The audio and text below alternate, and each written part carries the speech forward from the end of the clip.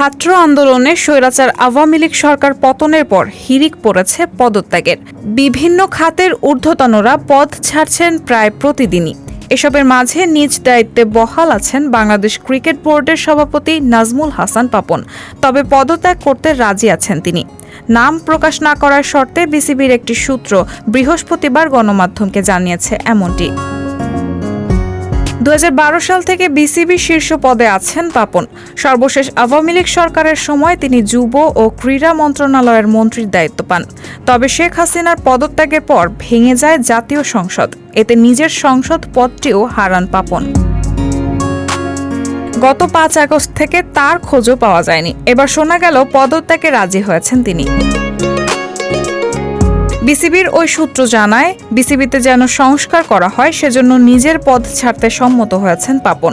গঠনতন্ত্র অনুযায়ী তাকে লিখিতভাবে পদত্যাগপত্র দিতে হবে। পরবর্তীতে বিসিবির সভায় তা অনুমোদন করা হবে। বিসিবি সভাপতি আনুষ্ঠানিকভাবে পদত্যাগপত্র পাঠালে সভা ডাকা হবে। এর আগে পাপনের ভবিষ্যৎ নিয়ে অন্তর্বর্তী সরকারের যুব ও ক্রীড়া উপদেষ্টা আসিফ মাহমুদ বলেছিলেন, বর্তমানে বিসিবি সভাপতি অনুপস্থিত আছেন। একটা সংস্থাকে কাজ করতে হলে অবশ্যই সবার উপস্থিতি প্রয়োজন। সভাপতির মতো গুরুত্বপূর্ণ দায়িত্বে যেহেতু তিনি অনুপস্থিত, তাই বিসিবির যারা পরিচালক আছেন তাদের সঙ্গে আমরা কথা বলেছি। তারা আইসিসির আইন মেনে যা করার সেটিই করবেন। রায়হানা মুন, সবার কথা।